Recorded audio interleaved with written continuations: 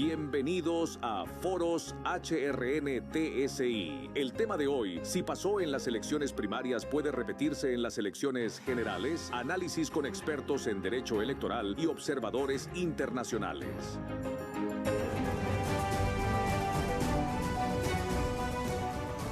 Bienvenidos, qué gusto estar de nueva cuenta con ustedes en Foros HRN TSI. Hoy con un tema de trascendental importancia, a poco menos de 40 días para las elecciones generales en Honduras.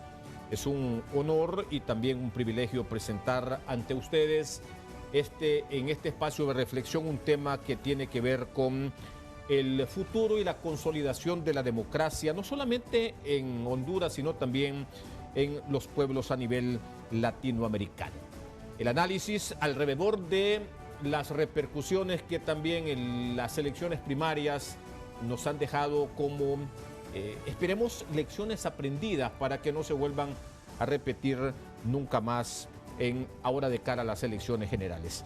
Qué gusto estar de nuevo con ustedes. El saludo para Elmi Eunice López, quien hoy nos acompaña. Juan Carlos, buen día a todos. Un gusto estar nuevamente aquí en Foros HRN TSI. Saludamos a nuestra compañera Jackie Redondo, que la estaremos cubriendo porque ella está de maternidad. Saludos a todos, un tema muy interesante que lo analizaremos precisamente con expertos en derecho electoral y observadores internacionales. Bienvenidos sean todos. Saludamos a quienes nos acompañan este día. Saludos a Indira Azar, ella es politóloga de Argentina. Saludos, Indiana Azar. Saludos. Muy buenos días a todos. La verdad es un placer estar con ustedes. También esta mañana está con nosotros este día Nicolás Devia Balbuena. Saludos, él es analista político de Colombia y oficial del programa del Instituto Latinoamericano para la Paz y la Seguridad. Muy buenos días, gracias por la invitación. Muchas gracias a usted y le damos la bienvenida a José Roberto Correa, él es observador electoral de El Salvador. Le saludamos desde Honduras. Muy buenos días y gracias por la invitación. Bueno, entramos entonces en materia. Y yo quiero comenzar, Indiana, antes de desarrollar el foro, preguntarle sobre algo que, bueno, para nosotros también tiene mucho impacto. Lo que pasó ayer en estas elecciones intermedias en Argentina, en donde el partido del señor Milei, La Libertad Avanza, ha tenido un contundente resultado, un triunfo aplastante. El último cierre hablaba de más de 41%. Cuando las encuestas, cuando los analistas hablaban de un empate o de una modesta victoria del señor Milei. En momentos en que países como el nuestro también está hablándose de asambleas constituyentes, ¿qué impacto debe tener esta aplastante victoria del señor Milei y de su partido La Libertad Avanza? Indiana, me gustaría escuchar primero una reflexión, un análisis sobre lo que ha pasado ayer en su país. Bueno, ante todo estamos en estas primeras horas después de los resultados. Como he podido hablar con otros colegas también, el caso de la Argentina era una situación también particular porque la mayoría de los distritos estrenan también una nueva herramienta de votación con lo que se conoce como la boleta única en papel, lo cual era también un elemento distintivo, ya sumado a las elecciones legislativas que de por sí tienen características especiales y diferentes a las ejecutivas, a las que suelen arrastrar cargos ejecutivos, como van a ser las elecciones de 2027. En este contexto, lo que nosotros podemos ver es que esa construcción nacional que desde la llegada a la presidencia de Javier Milei se buscó hacer desde ese armado, tuvo muy buenos resultados en algunas provincias, por ahí generando alianzas con las fuerzas provinciales o con los actores principales, ya sea con el partido, lo que se conoce como Propuesta Republicana PRO, o los radicales en esta parte del país, son otras fuerzas. Entonces, ante todo, ver esa construcción como un espacio que dio muy buenos resultados. El caso de la Argentina también está muy marcado por la situación económica, es una variable que para nosotros Creo que en todo el mundo, pero en la Argentina tiene un tinte todavía de mayor interés. Las relaciones tan cercanas con los Estados Unidos también pueden haber sido un elemento para pensar que mejor continuar con un escenario de estabilidad frente a lo que podía pasar el lunes después de las elecciones si ganaba alguna otra fuerza o no alcanzaba este resultado. La verdad que tenemos un escenario de más interrogantes abiertos que de respuestas certeras y creo que se abre un gran espacio para el análisis. Efectivamente, las tendencias o varios comentarios preelectorales no situaban a la Libertad Avanza con esta ventaja.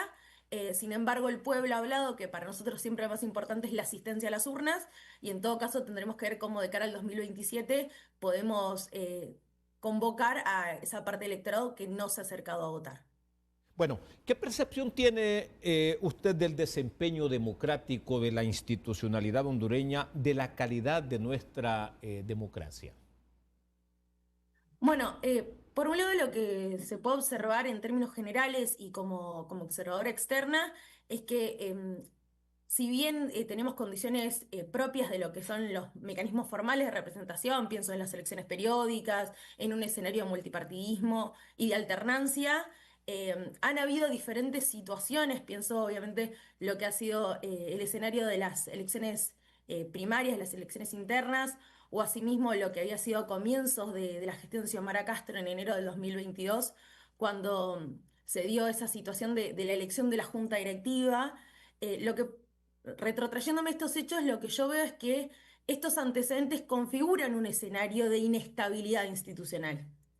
Y lo que sucede con estas situaciones es que estos son hechos que tienden a debilitar la confianza en las reglas del juego democrático. Esto obviamente como observadora externa no es para tomar ni un partido ni otro, ni mucho menos, sino para pensar que el desafío de Honduras en todo caso es reconstruir esa legitimidad, siempre es un escenario de transparencia, de eficiencia institucional y de inclusión política, porque escenarios por ahí de disputas internas pueden generar, pueden comprometer el funcionamiento de los órganos representativos. A propósito, Nicolás, de lo que menciona Indiana, ¿ve usted a la distancia reflejado en el proceso electoral hondureño esa tendencia preocupante de desilusión de los pueblos con la democracia? Sí, me parece una gran pregunta y sobre todo me parece interesante la forma como nos hacemos la pregunta, ¿no? Creo que en América Latina se piensa que los pueblos están disatisfechos con la democracia, pero yo pensaría que están disatisfechos con el estado de sus instituciones políticas, no necesariamente con la idea de la democracia, ¿verdad?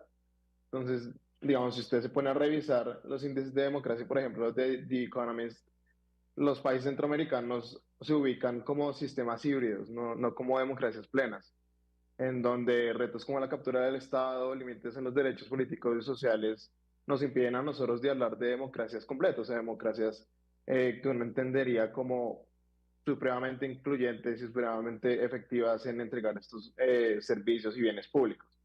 Entonces yo leería esta desilusión como una desilusión que no hemos podido llegar a estas democracias que nosotros esperamos tener.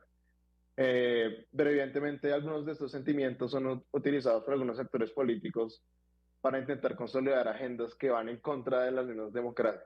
Yo creo que ahí está el reto, en reconocer que la desilusión no es con la democracia, sino con el status quo actual, que no es realmente democrático. Sí, bueno, José Roberto Corea nos acompaña desde El Salvador. Si hay algo que podemos atisbar en este tipo de escenarios es que nos parecemos mucho, ¿verdad? Nos parecemos mucho. Lo que puede pasar en Colombia lo sentimos tan cercano a nosotros y no digamos lo que pasa en países hermanos como El Salvador, en donde las cosas que allá afectan, las cosas que allá impactan, también tienen su reflejo en Honduras.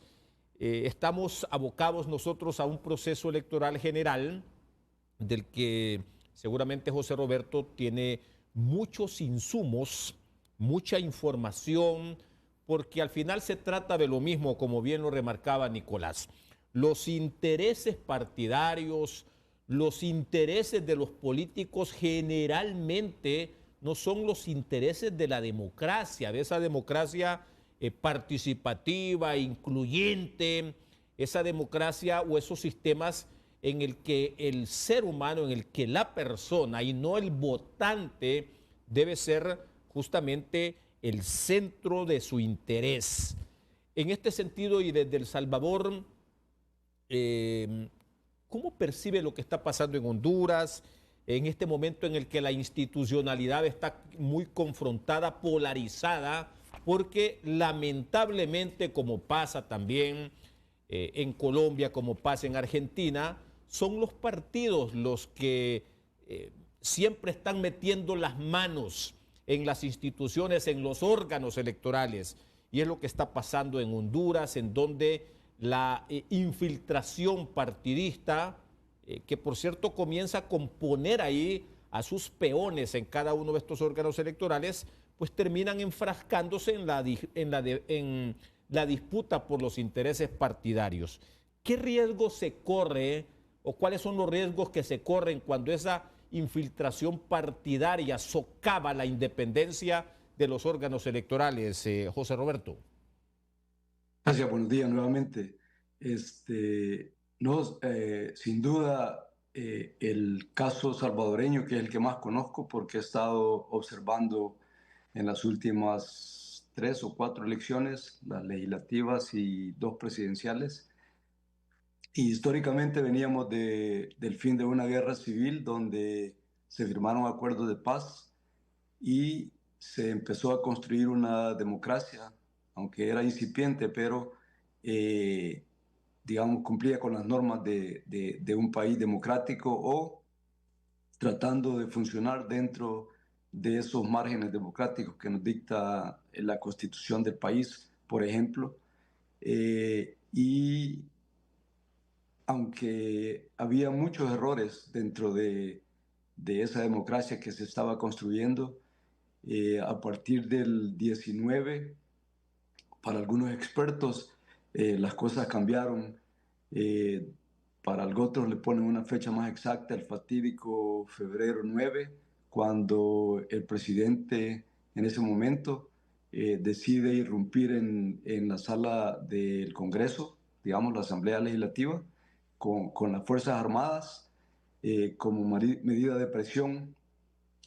Y desde entonces algunos pensamos y otros expertos también opinan que ha venido en deterioro, llegando hasta donde estamos hoy en día, en el 2025, donde nos damos cuenta de cómo han cambiado las reglas de juego dentro de ese marco democrático, donde, como bien decía, los partidos políticos o las entidades políticas han usado el recurso de la democracia, pero socavado la misma al tomar decisiones y al llevar procesos que no son dentro de la Constitución o que no son considerados democráticos. Así es que sí, en la región, digamos, El Salvador sería un buen ejemplo donde si la ciudadanía no se involucra activamente en el ambiente político, las cosas pueden cambiar de la noche a la mañana, así de fácil. Al menos esa es mi experiencia con relación a la política salvadoreña. Bueno, a propósito de ese involucramiento de la ciudadanía en el caso de Honduras, Indiana, atisba a ver usted a la distancia en este proceso electoral que estamos a las puertas en nuestro país, factores políticos que en otros países, puede ser la misma Argentina, han alentado a esa movilización populista, como ya ocurrió en Honduras en el pasado, hay que destacar.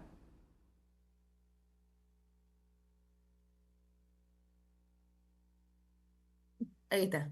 Efectivamente, como mencionaban, podemos ver ciertos factores que nos muestran esta movilización populista, que dicho sea de paso, es necesario mencionar que el populismo en tanto una forma de entender la interpelación hacia las multitudes, hacia las audiencias, es algo que se ha expandido en todo el globo, lo podemos ver en América Latina, pero así también en Europa, y lo vemos a lo largo de todo el espectro político, ya sean de articulaciones más vinculadas a la izquierda o a la derecha política. Para mí, lo que podemos ver es que en Honduras identifico algunas claves. Por un lado, la polarización discursiva. Lo que podemos ver de cara a estas campañas presidenciales es que están muy marcadas por la confrontación entre candidatos, acusaciones cruzadas, obviamente. Y creo que esa parece ser el centro de la campaña antes que una discusión programática de qué hacer con el futuro de Honduras. Ahí me parece una cuestión fundamental para pensar esta gran articulación populista. Lo mismo con esa desconfianza de las élites propia de los autores que estudian el populismo, dan cuenta de que los líderes o lideresas populistas buscan ser ese nexo directo con la ciudadanía, con el pueblo, y se habla de una desconfianza ya sea de las élites políticas, de las élites económicas, pero bueno, se busca esa cercanía, esa intimidad entre los líderes, en este caso candidatos y candidatas a presidentes, y la audiencia. Y yo creo que una de las cuestiones para tener en cuenta de cara a la campaña es que algunas figuras hablan como de una promesa de refundación institucional. Como bien señalaba Nicolás, me parece que el problema no es la democracia en sí, sino que estamos viendo cómo paulatinamente nuestras democracias, si esto lo pienso a nivel regional, van erosionándose. Creo, distintas prácticas que o bien porque la ciudadanía también las permite, porque el entramado institucional no hace uso de sus frenos y contrapesos, estamos dando paso a que nuestra calidad democrática vaya bajando paulatinamente, y creo que ahí tenemos que hacer un esfuerzo mancomunado para poder poner en alzas las mejores condiciones democráticas que podamos tener en cada uno de nuestros países. La confrontación prematura de la que usted habla, ¿qué es lo que hará? Recordando lo que pasó en las elecciones primarias en nuestro país, que la gente molesta porque sus urnas llegaron muy tarde, incluso se quedaron hasta después de la medianoche a votar. ¿Qué es lo que podría pasar en este momento en las generales? ¿Acaso hará que el voto merme o más bien todo lo contrario podría repetirse en las primarias, de que la gente con más fuerza acuda a votar? Porque, por ejemplo, los indicadores nos dicen que los jóvenes son los que votan después del mediodía. Las personas más maduras o que han votado en el pasado, que tienen un partido político, votan antes del mediodía. ¿Qué cambio podría existir en estas elecciones generales? Bueno, por un lado lo que mencionábamos es que vemos una baja de participación política a nivel internacional en cuanto son los promedios históricos, obviamente con las particularidades de cada escenario, pero esto podría generar, pienso en dos escenarios. Por un lado, un escenario de hastío, también de alguna forma gran parte de la ciudadanía que puede sentirse defraudada por un proceso democrático que se viene lento, que presenta limitaciones, pero también podríamos encontrar en esto una oportunidad para que la gente encuentre el vigor de acercarse a las urnas y expresar ese voto, con el deseo de poder impactar, de tener una acción directa en el futuro de, bueno, de nuestros países. Pienso en el caso de la Argentina, ayer mencionaban Colombia también, pero obviamente en el futuro de Honduras de cara a las próximas elecciones. Nicolás, hay un paradigma que no sé si pudiera parecer contradictorio. El mundo hoy es más democrático que nunca.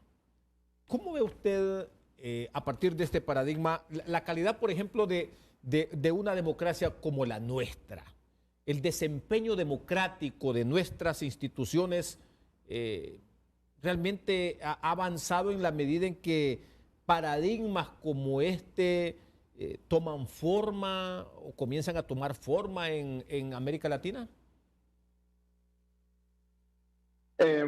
Sí, pues es interesante porque, como mencionaba Indiana, y yo creo que ella lo dijo de una forma perfecta, lo que estamos experimentando en América Latina es una erosión de las democracias desde dentro, ¿no? Entonces, por ejemplo, Roberto mencionaba el caso de El Salvador. El caso de El Salvador es un caso en donde todos los procedimientos democráticos en principio fueron seguidos, ¿no? Entonces, Bukele y su partido fueron electos de una forma relativamente transparente y obedeciendo las reglas del juego. Pero eso no significa que entonces, como se realizaron elecciones, entonces un país es una democracia, ¿no? Los autoritarismos del siglo XXI no se consolidan a través de revoluciones sumamente masivas o golpes de Estado, pero a través de la consolidación del poder en algunas ramas del poder público, obedeciendo este tipo de, por decirlo así, este teatro de elecciones, ¿no? Entonces ya estamos hablando de regímenes autoritarios competitivos más que de dictaduras duras, ¿no? Para el caso de Honduras, me parece importante resaltar algunos retos que nosotros podemos ver desde afuera como de pronto unas señales de pronto de emergencia o no necesariamente de emergencia, pero de pronto como unos signos de poder considerar a futuro. Y Indiana ya los ha mencionado. Por un caso está este asunto de no solamente de la polarización, sino de la instrumentalización de las instituciones políticas para neutralizar y cancelar al opositor, que no es entendido como un opositor político, sino como un enemigo casi existencial, ¿no? Entonces, cuando se entiende como un enemigo existencial, los guantes se quitan, ¿no? No hay normas que puedan contener nuestros impulsos como un poquito más antidemocráticos. También se me hace muy interesante y muy importante entender los retos de la captura del Estado por parte de intereses indebidos y no solamente a nivel nacional en estos grandes escándalos de corrupción, sino sobre todo a nivel local municipal, ¿sí? Nosotros últimamente estamos viendo, por ejemplo, en el caso de Honduras, un incremento del 400% de la conflictividad electoral, 4 candidatos locales asesinados, y esto es de pronto un síntoma de cómo organizaciones criminales, organizaciones indebidas están llegando a estos poderes a nivel municipal para fortalecer sus capacidades. Y finalmente yo creo que también es súper importante considerar los retos de desinformación en la edad de la inteligencia artificial, ¿no? Entonces también en cómo cuando pasa este caso de las elecciones internas, cuando hay problemas logísticos, las personas van hacia las redes sociales a buscar información y pueden resultar con un panorama que no es real y eso puede generar un ciclo vicioso de insatisfacciones y también que puede resultar en casos violentos. Entonces, ahí tengo esos retos de que la democracia hondureña puede enfrentar, pero no necesariamente va a resultar en una regresión total hacia el autoritarismo, ¿no? Yo creo que estamos en un punto en el que se puede identificar y se puede trabajar en esos temas para que después de las elecciones la democracia hondureña sea aún más sólida. Y desde adentro, Nicolás, ¿es posible, por ejemplo, intervenir o de alguna forma enfrentar o confrontar esa polarización, lo que genera todos estos escenarios, incluso de violencia, desde una institucionalidad cooptada por los mismos cacicazgos políticos, por los mismos partidos políticos? Sí, o sea, hay formas en las cuales está inclusive en el interés de las élites políticas generar condiciones democráticas, ¿no? Entonces, digamos, para el caso cuando hay retos bastante importantes de economía, también se pueden generar procesos de negociación, inclusive en donde se pueden llegar a puntos medios para avanzar en los puntos más importantes. Pero si usted lo quiere pensar de otra forma, las elecciones mismas son procesos de negociación a nivel nacional. Los debates que nosotros vivimos, las conversaciones que tenemos con nuestros conciudadanos, son parte de una negociación nacional, un diálogo nacional sobre los acuerdos que podemos llegar a futuro, ¿no? Entonces, la persona o el grupo que llega a gobernar el próximo año puede entender ese mandato no como una oportunidad de vengarse de sus enemigos políticos, sino también como una responsabilidad de actuar, implementar estos acuerdos políticos nacionales que podemos encontrar. Y como usted mencionaba, estamos viviendo en un proceso paulatino de mejora democrática en nuestra región. O sea, como usted decía, puede que hoy seamos más democráticos que hace 20 años, pero de pronto podemos ser menos democráticos de lo que vamos a hacer dentro de los próximos 20, ¿no? Entonces también hay incentivos para la consolidación democrática en Honduras, pese a los retos. Nicolás mencionaba algo muy importante y es lo que está pasando en el país, el tema de la desinformación. En este momento hay situaciones complicadas dentro de los máximos órganos electorales, Tribunal de Justicia Electoral, el Consejo Nacional Electoral, y mucha gente no entiende a profundidad qué es lo que está pasando. Y van a las redes sociales a buscarlo, o aunque no lo busquen, les aparecen las redes sociales, pero son historias que están mal contadas. y ahí es el problema, y lo único que dicen es hay problemas y las elecciones serán complicadas, y con eso se quedan lamentablemente la mayoría de los hondureños.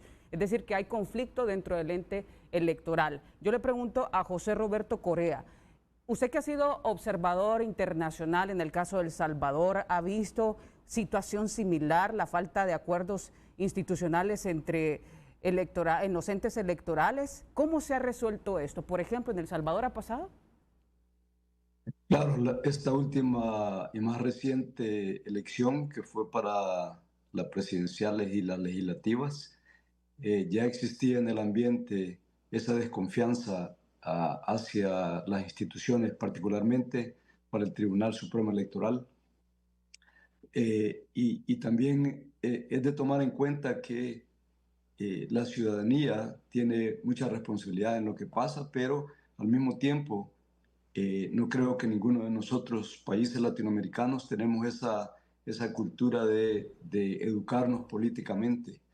Y en su mayoría, al menos en mi experiencia en mi país, la gente, como dijeron los panelistas anteriores, se enfocan en el presidencialismo. No sé, por alguna razón, no sé si es un bagaje de la colonia, donde el caudillo es lo que nos llama más la atención y no, como decía Indiana, digamos, un plan, en el caso salvadoreño, un plan quinquenal de 5 años para ver qué es lo que ofrecen los políticos de turno. Y más nos enfocamos en eso, en ese presidencialismo y caudillismo, y nos olvidamos de esos factores que mencionás, de cómo están las instituciones, qué tan transparentes, qué tan profesionales son. En este caso particular, como estamos hablando de las elecciones hondureñas, comparándolo con El Salvador, que somos vecinos, somos muy similares en nuestra cultura, en nuestra forma de hablar, de comportarnos, etc. Y trayéndolo a El Salvador, en el caso que les estaba hablando del 2024, ya había muchos desconfianza con el Tribunal Supremo Electoral, particularmente porque además de que estas nuevas formas de gobernar o que llegan este tipo de caudillos a través del mismo proceso democrático, no necesariamente los resultados van a ser democráticos. Por ejemplo, en El Salvador, y una de las formas más sutiles, entendemos algunos, de cómo socavaron los procesos democráticos para hacerlos menos transparentes y más afines a lo que ostentan el poder, lo pudieron llevar a cabo. En el caso de El Salvador, por ejemplo, redujeron el número de diputados. Teníamos 84, lo redujeron a 60. Y igual con los consejos municipales, de 262 a 44. Y cuando lo ves así en lo superficial, decís, bueno, una de las excusas era porque así se le quita la grasa al Estado para tener más dinero para invertir en las necesidades de la comunidad. Y otro de los factores, incluso antes de las elecciones, fue el cambio de conteo de los votos. Y al final, esta combinación de reformas que hicieron en último minuto ayudó para que el gobierno actual se consolidara y, digamos, tomara control de los otros dos poderes del Estado. El judicial, por ejemplo, media vez ellos consiguieron mayoría en la Asamblea Legislativa, donde se quitan los pesos y contrapesos que decía Indiana. Se les hizo fácil de cambiar la sala constitucional de la rama de justicia en El Salvador, y de esa manera controlar los tres poderes. Primero ganando más representación en la Asamblea Legislativa a través de estos 3 puntos que les di: el cambio, la reducción de diputados, la reducción de consejos municipales y la fórmula de conteo, que fue primordial para que se diera este tipo de situación, y después aterrizar donde estamos hoy en día, donde algunos consideramos que El Salvador sería una de las primeras dictaduras que llega a través de los procesos democráticos. Para terminar, solo puedo decir de nuevo que es responsabilidad de cada ciudadano no solo ir a votar el día de las votaciones, sino siempre estar constantemente pendiente de lo que hace la clase política o, digamos, los poderes fácticos, que son los que influyen directamente al final cómo se maneja el futuro de una nación. Gracias. Muy bien.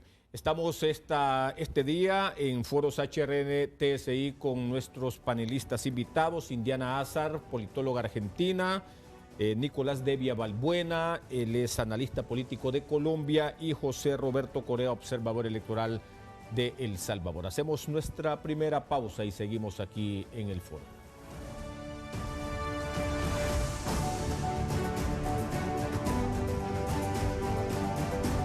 Seguimos en Foros HRN TSI.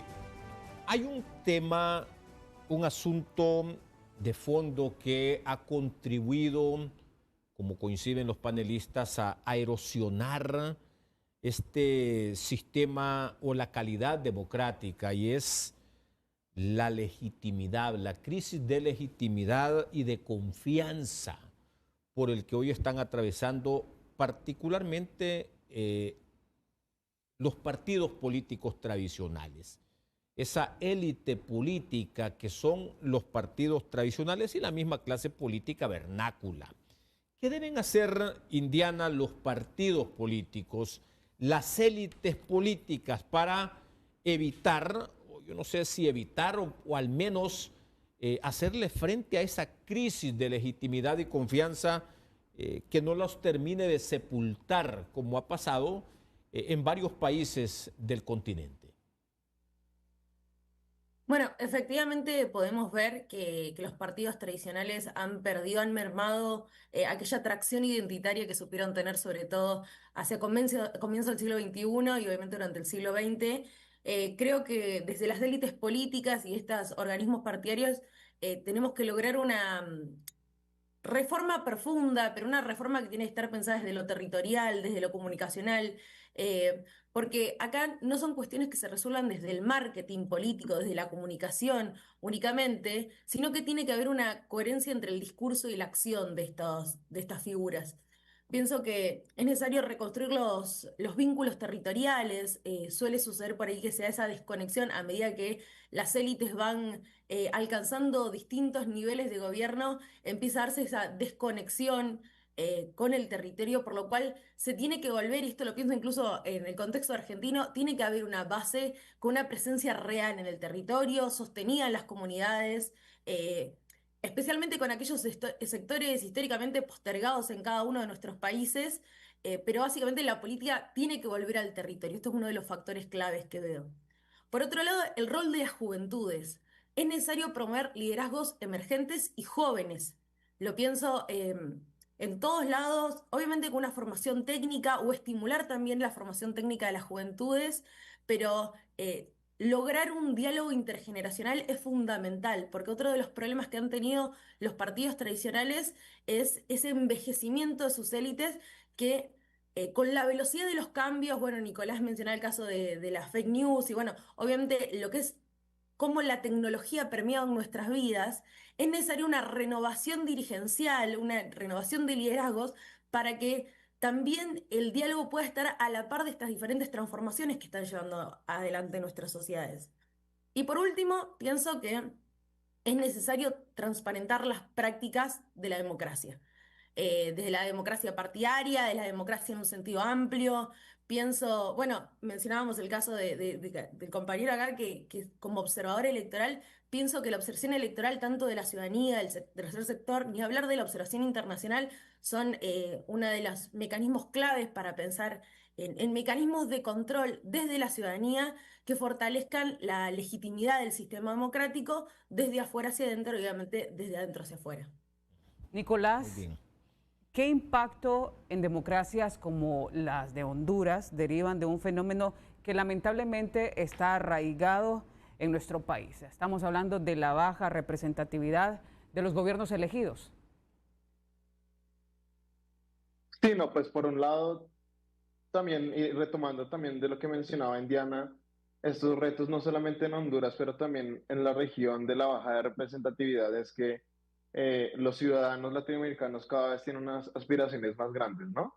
Entonces ya no solamente son unas élites controlando los países, sino ya hay unas clases medias que están cada vez más crecientes que buscan y reclaman más cosas sobre su estado. Entonces, por ejemplo, en el caso de Honduras, la economía de Honduras ha crecido un 400% en los últimos 20 años, mientras que los 20 años anteriores creció un 100%.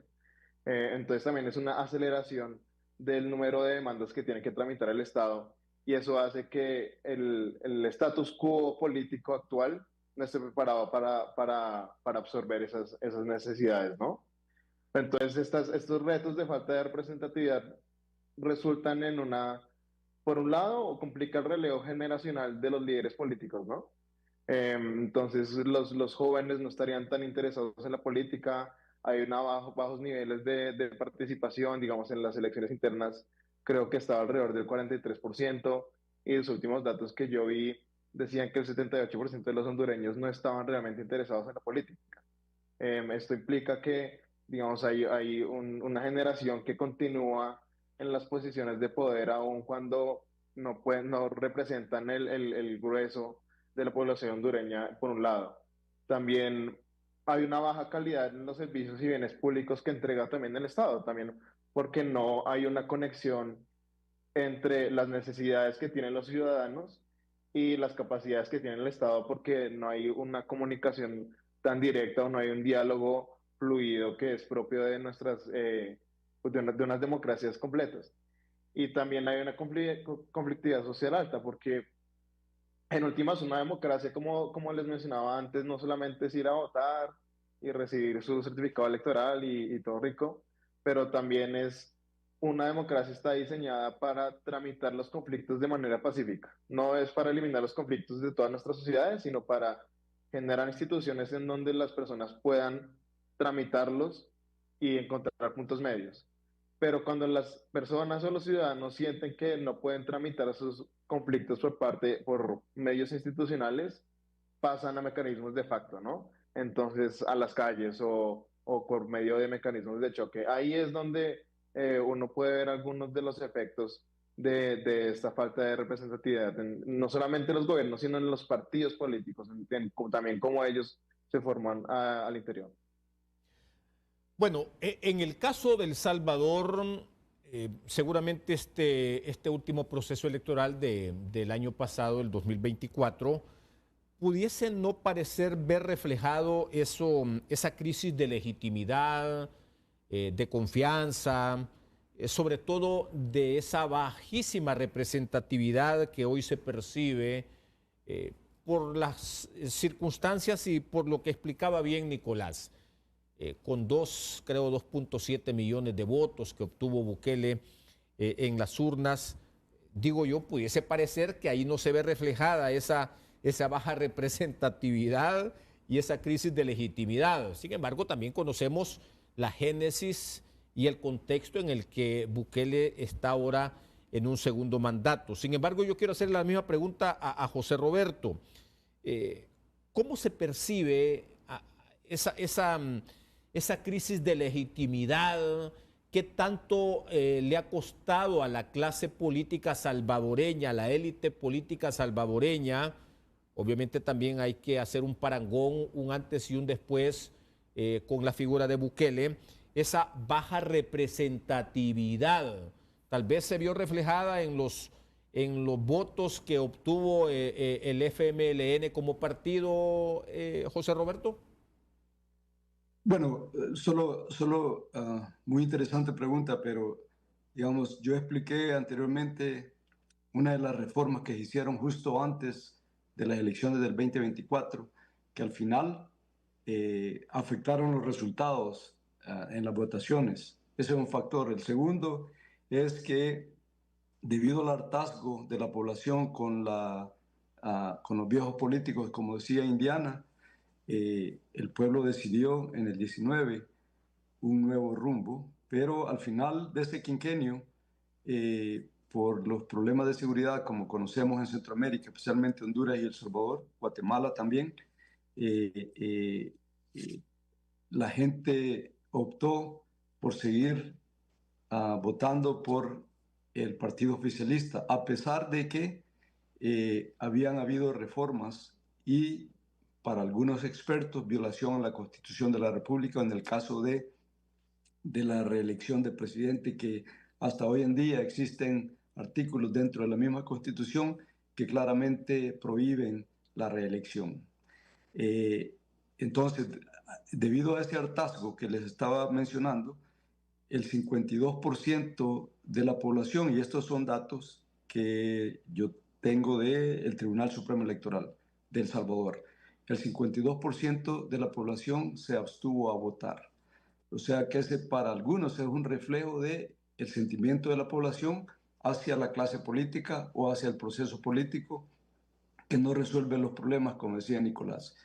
De ahí que el 48% fue el que fue a votar, y de ese 48, el 37% votó por nuevas ideas. Entonces, uno de los factores que también hay que tomar en cuenta es, en esta nueva revolución tecnológica y con el mundo globalizado, más la cercanía que nos dan la Internet y el poder económico en este caso en El Salvador, del Poder Ejecutivo, esa percepción en el imaginario universal, digamos, al menos en la región, de que Bukele tiene ese apoyo incondicional del país que en la realidad no se mira, claro, en la propaganda que es millonaria, que al final pagamos todos los salvadoreños con nuestros impuestos, es que han mantenido,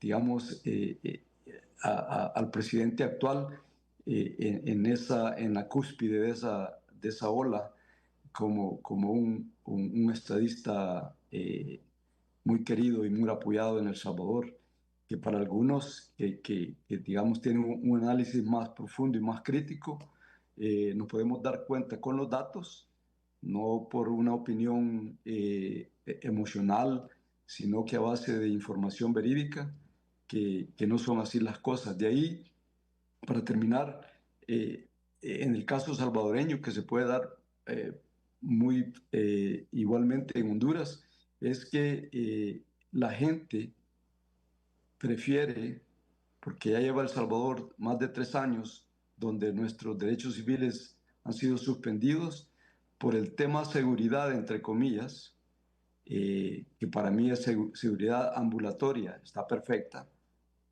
pero renunciar a mis derechos civiles es un costo demasiado elevado, porque en cualquier momento en El Salvador cualquier persona, y lo hemos visto con los venezolanos, con colombianos incluso, donde los han detenido y por carecer o por no tener esos derechos como ciudadano, te pueden llevar detenido arbitrariamente y pasar hoy en día en El Salvador hasta 7 años en las cárceles sin haberte dado la oportunidad de presentarte a un juez y conocer tu caso en particular.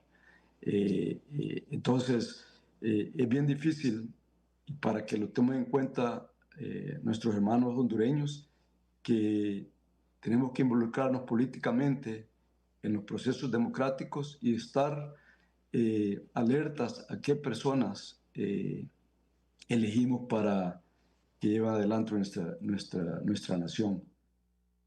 A propósito de retrocesos, Indiana, los retrocesos mayores de democracias como la de Honduras, por ejemplo, han estado permeados generalmente por la pérdida de la independencia del Poder Judicial. Entramos ahí entonces al tema de la corrupción. ¿Ve usted esos factores de riesgo en el desempeño de la democracia hondureña?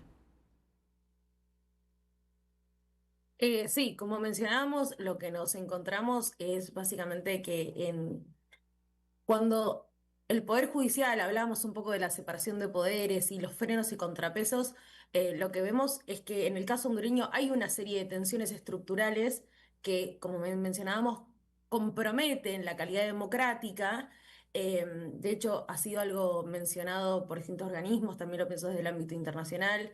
Creo que este año fue el Alto Comisionado de Naciones Unidas para los Derechos Humanos, que hablaba o cuestionó las reformas en el Consejo de la Judicatura, pensando en la necesidad de garantizar una separación efectiva entre funciones administrativas y jurisdiccionales.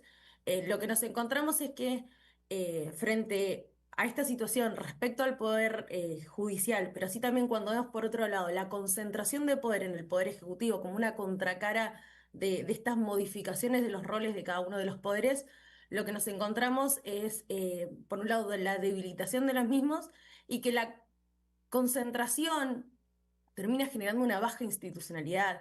Bien mencionaba Nicolás también este escenario de alta polarización, eh, lo que podemos encontrar como un escenario donde puede derivarse prácticas discrecionales que van a terminar afectando la gobernabilidad y la confianza ciudadana. En estos contextos donde decimos que tenemos una baja participación o que se va reduciendo la participación electoral, la democracia debe sostenerse sobre esos pilares institucionales que deben ser protegidos. La independencia judicial obviamente es uno de ellos, la transparencia, la rendición de cuentas.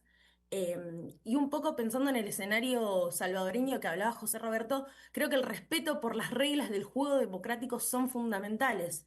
No solamente por una mímica de las reglas del juego, pensar en elecciones, pensar en escenarios donde se permita la diversidad de actores políticos, sino pensar que estas reglas del juego se sostengan y también tengan un control por parte de la ciudadanía. Coincido plenamente cuando José Roberto habla de la responsabilidad ciudadana. En el caso, bueno, pienso en la Argentina, nosotros a partir de los 18 años estamos obligados a votar, pero no hay que perder esa idea del derecho como un derecho, como ese goce de un derecho que en la Argentina también fue conquistado con mucha lucha, pensando en la participación política de las mujeres, pienso en lo que fueron las interrupciones democráticas sucesivas por los diferentes golpes de Estado en la Argentina, pero así también a nivel regional. Por lo tanto, sostener esos pilares tiene que ser no solamente una responsabilidad del sistema y de los actores fundamentales del sistema, sino también de toda la ciudadanía, porque en tanto estos pilares que mencionábamos se erosionan, lo que vemos es que, y repito, el sistema democrático en sí pierde la capacidad o se debilita para canalizar esos conflictos, para garantizar derechos, como bien mencionaba Nicolás, y obviamente sostener los consensos. Una de las cuestiones básicas en las que debemos pensar en nuestros escenarios es generar escenarios de consenso respetando la diversidad de la existencia de diferentes identidades partidarias, pero siempre en pos de generar los mejores escenarios para cada uno de nuestros países. Sin duda que la baja calidad de los procesos electorales es un retroceso en el estado de la democracia. Eso lo hemos estado experimentando nosotros acá, lo han estado experimentando muchos países en el contexto latinoamericano.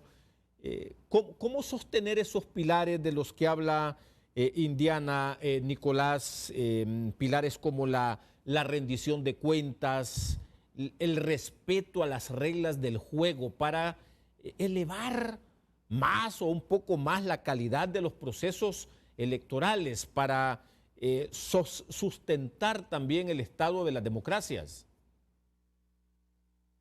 Sí, pues por un lado es consolidar una sociedad civil fuerte.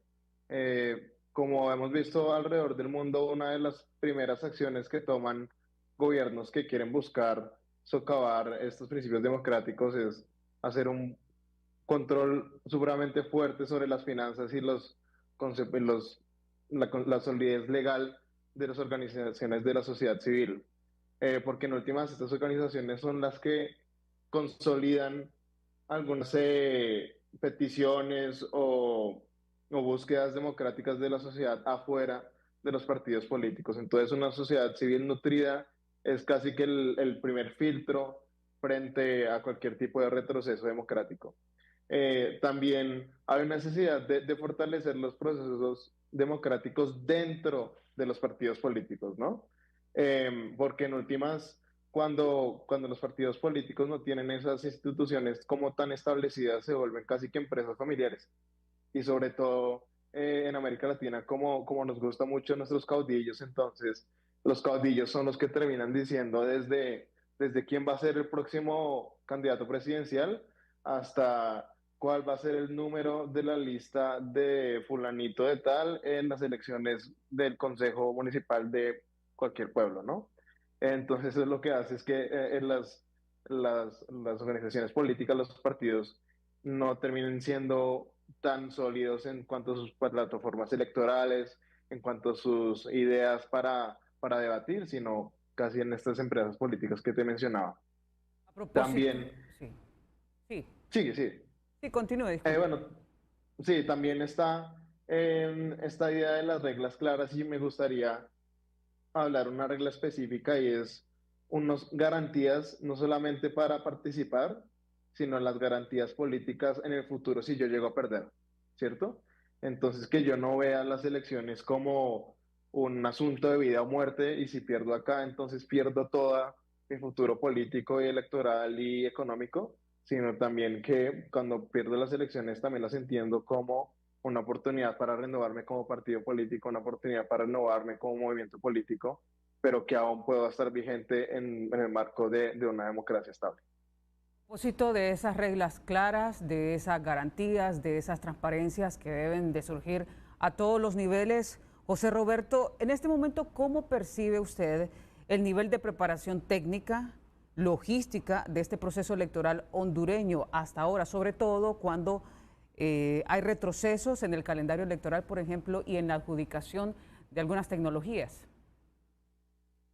Sí, con ese tipo de temas lo que hace es perder credibilidad de la población en general y se mira quizás, o es evidente que los poderes fácticos, porque recordemos que en Latinoamérica al menos, ese poder económico que hoy es globalizado a través de las corporaciones son las que inciden directamente en las decisiones de los políticos que debieran de estar al servicio de la población o de la mayoría de la población y no de unos grupos que tienen intereses particulares. Entonces, cuando vemos lo que está pasando en Honduras, y para mí es quizás un reflejo muy cercano a lo que pasó en El Salvador, con todos esos factores que nos hacen muy similares, incluyendo la seguridad, donde nos podemos dar cuenta que si de nuevo los ciudadanos no estamos pendientes y alertas en lo que está haciendo la clase política y los poderes fácticos, ellos secuestran, como siempre ha sido históricamente en muchos países, la gobernanza de un país. Para terminar, solo quería decir, porque creo que es importante en el caso de El Salvador, que es muy similar al de Honduras, el caso de la seguridad y de las famosas pandillas, porque hay, por ejemplo, artículos en la prensa norteamericana como ProPublica, que es un periódico digital, y últimamente el Washington Post, hablando de las negociaciones que tuvo el presidente actual en El Salvador con las pandillas para darles el voto, porque también tuvieron influencia en el terreno para, digamos, intimidar a las personas a que votaran por el partido Nuevas Ideas, y de acuerdo a estos artículos hay alegatos que tuvieron negociaciones. ¿Y por qué se lleva hasta los Estados Unidos? Es porque ellos tienen a los líderes de las pandillas en los Estados Unidos, donde los van a enjuiciar, y probablemente estos tipos delaten o descubran estas negociaciones, estas alegadas negociaciones con Nayib Bukele. De ahí su interés de que los Estados Unidos les devuelva a estos pandilleros a El Salvador para que nunca se sepa de estas negociaciones. Pero eso es lo que está pasando últimamente en El Salvador con relación a estos artículos de periódicos internacionales, más que todo norteamericanos, recordarles a los hondureños que existe ese factor común entre las dos naciones, la seguridad digamos, la influencia de los grupos delincuenciales hacia adentro de la política de un país. Gracias. Gracias, José Roberto Corea. Vamos a hacer una nueva pausa. Al regresar, seguimos abordando el tema de este día. Si pasó en las elecciones primarias, ¿se repetirá en las elecciones generales? Enseguida regresamos.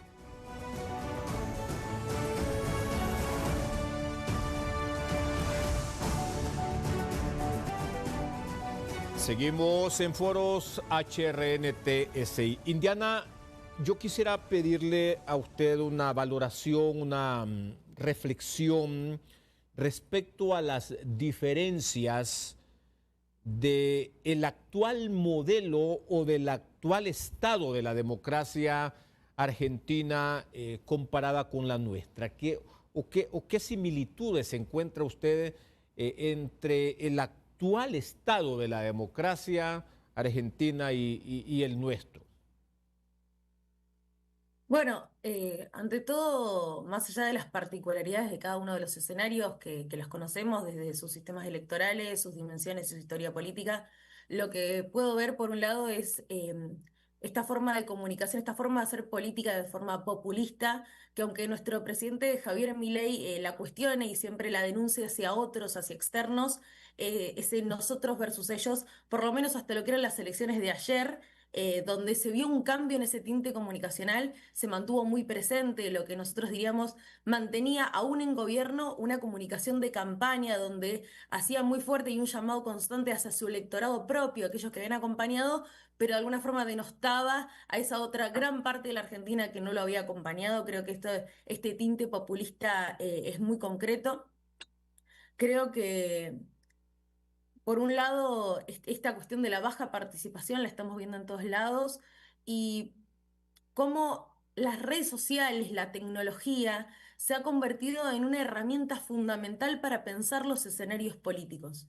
No solamente por su llegada a las juventudes, mencionábamos anteriormente, sino también por la penetración en el territorio, aquellos lugares periféricos, lo pienso en Honduras, pero sí también en la Argentina, con las características propias de sus dimensiones geográficas y de sus escenarios geográficos, la tecnología permitió llegar a zonas donde por ahí anteriormente no se había llegado, donde la conectividad es limitada, siempre encontramos un celular que puede de alguna forma conectarnos con el centro político, que fue una de las cuestiones que Javier Milei en el caso de la Argentina mejor supo aprovechar, ya tanto cuando se candidatea a presidente como lo ha hecho a lo largo de estas elecciones. Creo que hay una cuestión muy particular en esos aspectos. Creo que en el caso tanto de Argentina como de Honduras, tenemos, bueno, nosotros 2 años más de cara a las elecciones generales, digamos, para pensar esta segunda parte del gobierno de Javier Milei. Y en el caso de Honduras, como bien señalaba José Roberto y Nicolás, estamos ante una oportunidad de pensar el futuro de Honduras, de en tanto la participación ciudadana se haga presente en las urnas, en tanto el compromiso de alguna forma, y no lo pienso solamente de la participación electoral, porque si no caemos en lo que distintos referentes, como pienso en Guillermo O'Donnell, hablaba de las democracias delegativas. No tenemos que caer en eso, tampoco de pensar que nuestra democracia se agota en el momento en el que nos acercamos a las urnas. La democracia es una cuestión cotidiana que debemos vivir día a día y en la cual debemos exigir que sus condiciones se den de manera plena para todos y todas, de manera cotidiana. No solamente la cuestión política, sino una democracia que garantice derechos humanos, que garantice mejores condiciones de vida para todos, en tanto también seguir pensando la política como esa gran herramienta de transformación de nuestras vidas. Creo que en todo caso, una particularidad así muy concreta, cuando yo mencionaba el caso de la Argentina, las elecciones de medio término por ahí dan un termómetro de cara a lo que es el tramo final de las elecciones.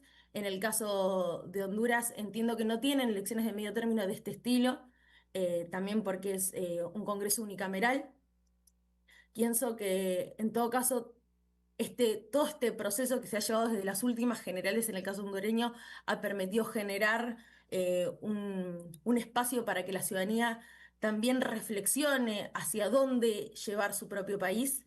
Creo que más allá de las tensiones que se han llevado adelante en las elecciones primarias, tenemos un escenario, la verdad, muy beneficioso para pensar hacia dónde el pueblo hondureño quiere llevar a su país. Nicolás, ¿qué desafíos expone para Honduras en este proceso electoral y bajo qué riesgos entonces vamos los hondureños este próximo 30 de noviembre? Bueno, pues uno de los riesgos, así como ya mencionaba un poquito antes, es este tema de la intimidación y la captura del Estado por parte de organizaciones criminales, organizaciones corruptas de los gobiernos locales. Eh, Estos gobiernos locales en última son los que tienen más conexión con los ciudadanos, son los que tienen que responder de forma más inmediata a cualquier tipo de crisis o cualquier tipo de petición ciudadana y son los que resultan por aglomeración casi más importantes que la corrupción a nivel nacional, ¿sí? En términos de volumen y en términos del impacto que tienen en la vida cotidiana. Entonces, yo creo que ese es uno de los retos más fundamentales de las elecciones en Honduras que se vienen, el nivel local y regional. También está este tema de los procedimientos y entonces en cómo en el día de las elecciones y en lo siguiente se van a comunicar los resultados de una forma en que eviten cualquier tipo de conflictividad, ¿verdad? Y eso no solamente es sobre las instituciones electorales, sino también sobre los actores políticos, ¿no? De obedecer las normas, sobre todo una de las normas es no decir que yo gané cuando aún las autoridades no lo han dicho, ¿no? Ese es un reto que ya lo experimentaron un poquito en las elecciones primarias, pero que va a ser fundamental para garantizar la paz y la estabilidad durante las elecciones y también en este proceso de transición. Eh, También para los medios, una forma de identificar y contrarrestar de forma efectiva tendencias de desinformación y misinformación que pueden salir antes de las elecciones y durante el día de las elecciones, para evitar que se creen estos ciclos viciosos de desinformación y conflictividad social. Yo creo que esas tres son fundamentales para las elecciones que se vienen. Y en este contexto, José Roberto, a propósito de desafíos, hemos hablado de la resistencia de nuestra clase política a rendir cuentas, la resistencia a someterse a las reglas del juego, esa resistencia a respetar los consensos o apostar más bien a los consensos como desafíos desde la perspectiva de un analista de un país hermano como lo es El Salvador y como lo es José Roberto, ¿cómo a la distancia estos desafíos en forma de problemas pudiesen pasarnos factura en este cercano proceso electoral al que estamos abocados los hondureños? Gracias. Bueno, yo pienso que iniciaría diciendo de que a través de mi experiencia, y esto es más una opinión muy personal, y no sé si Honduras lo tiene en su constitución o algunos otros países latinoamericanos, el tema del referéndum, que tenga la capacidad de revocar a políticos que no están cumpliendo con las promesas que, que ofrecen en los momentos de elecciones o consultas ciudadanas, serían herramientas que si se incorporan a las constituciones nos darían a los ciudadanos más poder que solo simplemente ir a votar y esperar hasta que al fulano que elegimos termine su mandato. Así habría más, digamos, fiscalización de cómo maneja la cosa pública un político o un representante, un representante gubernamental. Pero para terminar, solo quiero decir, para, digamos, a la ciudadanía hondureña, a nuestros hermanos hondureños, que se informen, porque todo este conjunto de reformas previas de El Salvador, sumado a las acciones durante y después de los comicios, impulsó una transformación del modelo democrático salvadoreño, como les había dicho, después de los acuerdos de paz. Y se ha transitado de una democracia pluralista y con contrapesos. Era imperfecta, como les dije al principio, pero era una democracia pluralista y tenía contrapesos. Y se ha movido hacia un modelo que algunos estudios políticos denominan como una democracia iliberal o un autoritarismo electoral. Y esas características de ese autoritarismo electoral, donde supuestamente, como en El Salvador, se están celebrando elecciones periódicas, en esencia, entre comillas, libres, porque la gente vota sin una coerción directa. Además de otra característica es que la competencia se ha vuelto profundamente desigual, casi apuntándole a una democracia con un partido único, que es una de las características para algunos de ideologías fascistas, como en el caso de Alemania con el nazismo, o el de Italia en su momento con Mussolini. Y por supuesto que con este tipo, las características de este tipo de gobernanza se van debilitando o se van eliminando los contrapesos institucionales, como lo hemos visto en El Salvador. Muchos periodistas se han autoexiliado, ya no existe una prensa libre. La justicia ya no es independiente porque cambiaron a dedo a los representantes de la Sala Constitucional en El Salvador. Y esa pluralidad en la Asamblea Legislativa, en un Congreso, dejó de existir por esas medidas que les conté anteriormente, previo a las elecciones, donde redujeron escaños, redujeron municipalidades, usaron una fórmula de conteo diferente para que al final el partido oficialista tuviera mayoría de escaños en la Asamblea. O sea que en resumen, la influencia más profunda ha sido la erosión sistemática de los pilares de la democracia liberal como la conocíamos en El Salvador, priorizando la eficacia en seguridad y la figura del líder por encima de la separación de poderes, los derechos civiles y la competencia política equitativa. El país tiene un gobierno muy popular, ciertamente, pero dentro de ese sistema democrático significativamente muy frágil. Así es que esa es mi recomendación para nuestros hermanos hondureños, que se involucren activamente en la política de su país, no necesariamente a nivel partidario, pero sí a nivel político, y buscar la forma de tomar las riendas del futuro del país. De otra manera, las corporaciones o la clase política histórica siempre tendrá los mismos resultados que tenemos hasta hoy en día. Gracias. Gracias a usted. En la recta final, Indiana, ¿cómo se fortalece la democracia?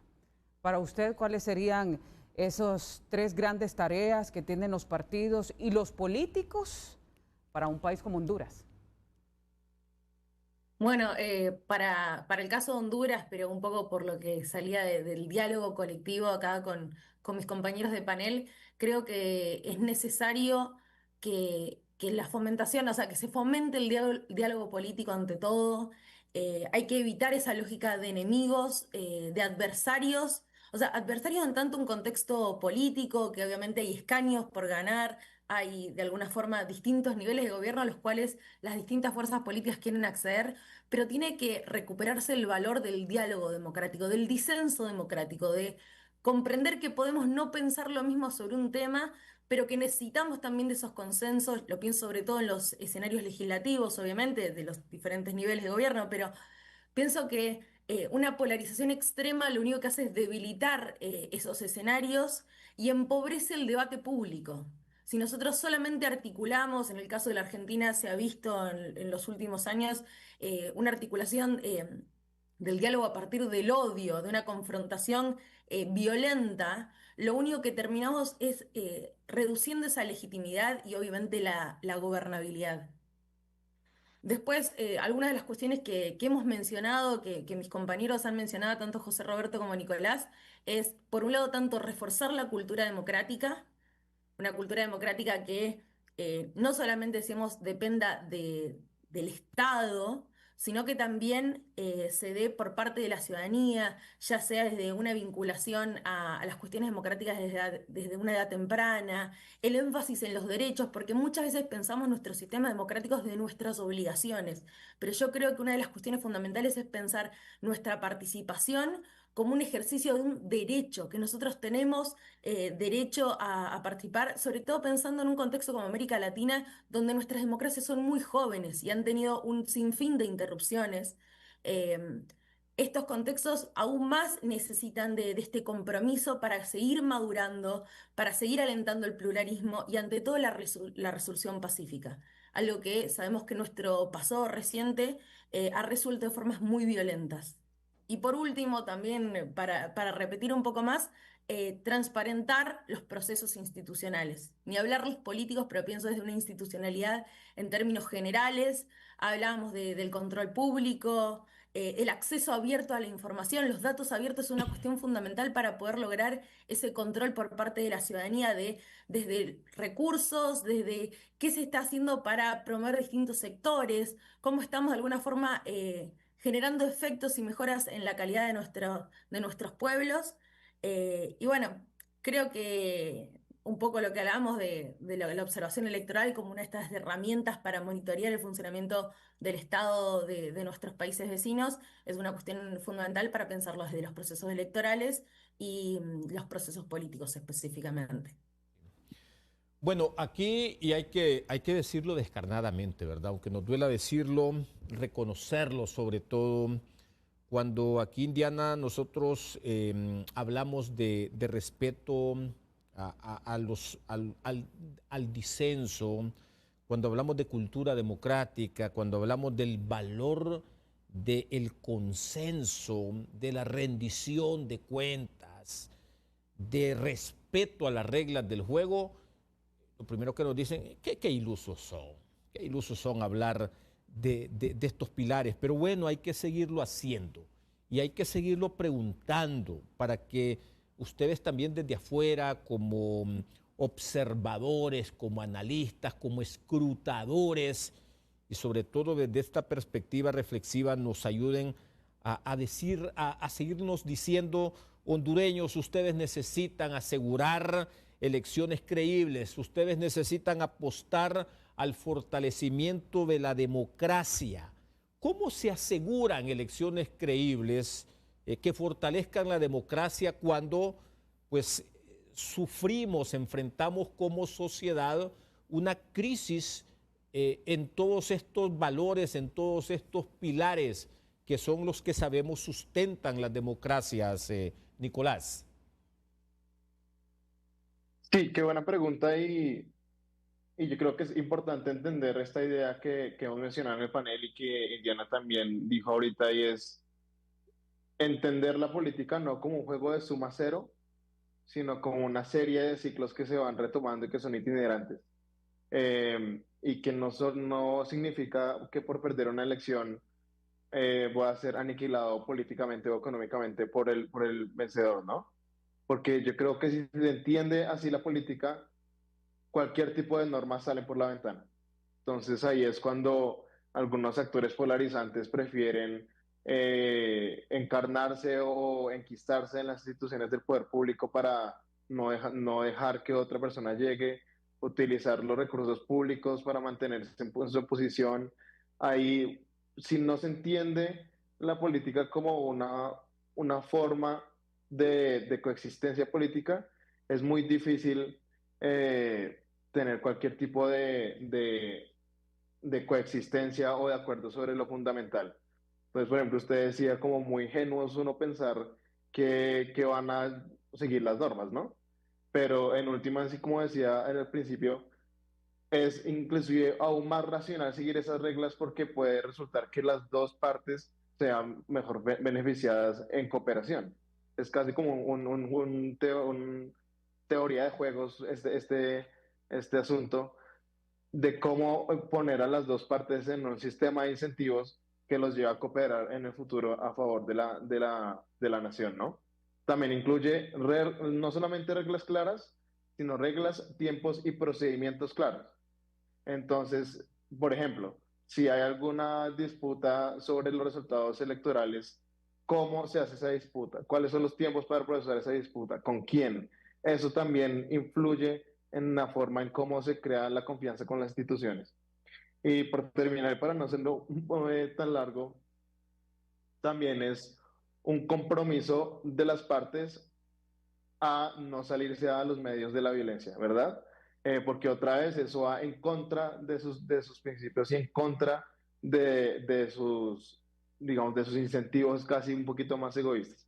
Entonces yo diría estas tres en este marco conceptual un poquito más irónico, por decirlo así, pero teniendo en cuenta que la cooperación y el diálogo son también medios racionales para llegar a los objetivos que nosotros tenemos. José Roberto, puntualmente, por favor, entonces, ¿qué le decimos al elector para que acuda a las urnas de manera confiada a votar?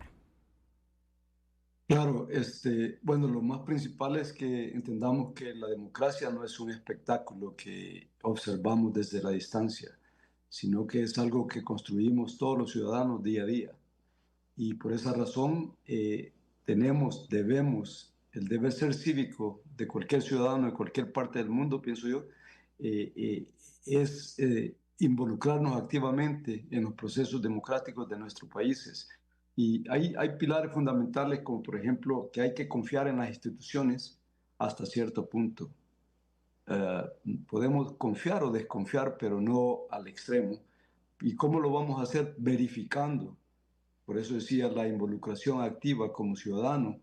Digamos, yo me involucré a través de una organización no gubernamental, me interesan los temas de país y así pude ser observador internacional con una delegación que hoy en día, por ejemplo, digo yo, sirve de una herramienta para nuestros hermanos hondureños que conozcan de alguien de un país cercano y vecino, hermano, la experiencia de un ciudadano común como yo, que se dio cuenta y puede expresarse de acuerdo a mis experiencias vividas dentro del proceso democrático salvadoreño.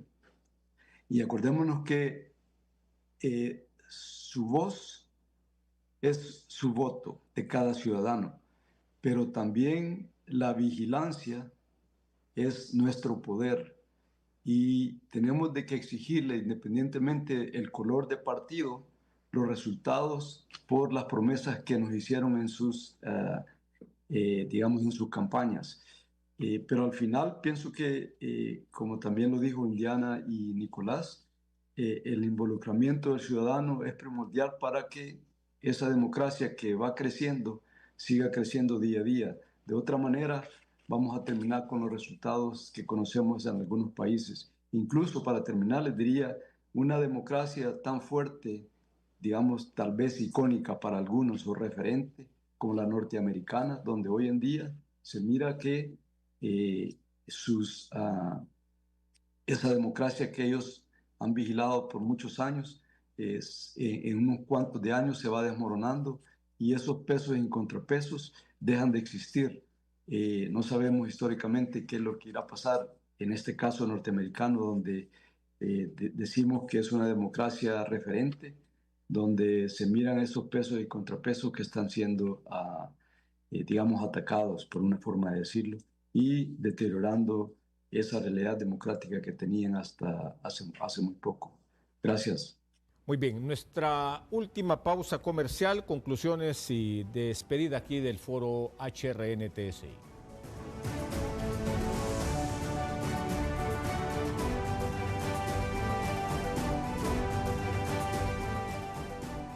Un sabor amargo dejaron las elecciones primarias. El temor que prima entre los hondureños es que los comicios generales de noviembre tengan una réplica de las malas prácticas de los políticos. Esas dudas tienen su razón de ser. Existe incertidumbre a un mes de esas justas. Honduras tiene un escenario de inestabilidad política. De ahí que el reto del país es reconstruir la legitimidad y la confianza en la institucionalidad partidaria y en la democracia. Los pueblos están desilusionados e insatisfechos con la actuación de los partidos políticos y no con la democracia.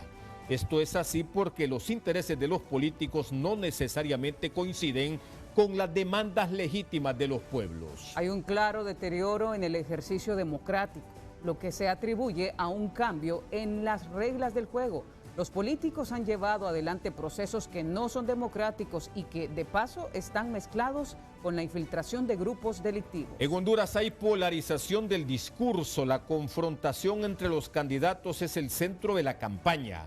En 400% se ha incrementado la conflictividad política en Honduras, pero no hay propuestas ante los grandes problemas del país. Paulatinamente nuestras democracias van erosionándose. Hay que hacer esfuerzos para mejorar la calidad democrática en nuestros países. Observamos una baja en la participación de los ciudadanos que se sienten defraudados por los compromisos incumplidos de los políticos. La ciudadanía también tiene alguna responsabilidad en lo que pasa en Honduras y en el resto de países de la región. Las instituciones políticas están instrumentalizadas. Hay una captura del Estado. No debemos enfocarnos en el presidencialismo ni en el caudillismo, sino en cómo fortalecer las instituciones. Debemos procurar que haya una coherencia entre los discursos y la acción de los políticos, uno de cuyos desafíos es reconstruir sus lazos territoriales. A pesar de todo, debemos esperar que haya un proceso de mejoramiento de la democracia en Honduras y en general en nuestra región sobre la base de liderazgos emergentes y jóvenes y en correspondencia con los principios de la independencia, de los poderes del Estado, de la rendición de cuentas y de las reglas claras. Han coincidido nuestros panelistas invitados. A quienes las agradecemos que nos hayan acompañado en foros HRN y TSI. Muchas gracias a la politóloga de Argentina, Indiana Azar. Muchas gracias por acompañarnos. Muchísimas gracias a ustedes. Unas últimas palabras para pensar estos escenarios electorales que vimos en cada uno de nuestros países, en Argentina que ya pasaron y las próximas de Honduras. Creo que este escenario nos abre una oportunidad muy valiosa para reflexionar sobre la salud democrática de América Latina, pero no una reflexión que quede anclada por ahí en sucesos ya pasados, sino pensar en proyectar a futuro nuestros escenarios democráticos. Las elecciones en cada uno de nuestros países nos invitan a pensar y nos interpelan para proyectar cómo queremos que sean nuestras democracias, qué democracias estamos construyendo y con qué herramientas, y creo que ahí tenemos una oportunidad muy grande para reconfigurar nuestro vínculo entre ciudadanía y política. Muchas gracias, Indiana. También muchas gracias a Nicolás Devia Balbuena, que nos acompañó este día, analista político de Colombia y oficial del programa de Instituto Latinoamericano para la Paz y la Seguridad, y también le agradecemos a José Roberto Correa, observador electoral de El Salvador. Gracias a todos ellos por habernos acompañado, por haber dispensado su tiempo para estar con nosotros en foros HRN TSI. Gracias a nuestros televidentes y oyentes que de nuevo nos acompañan, y sobre todo también a este equipo de producción liderado por Yaeli Chinchilla. Hasta la próxima. Bendiciones.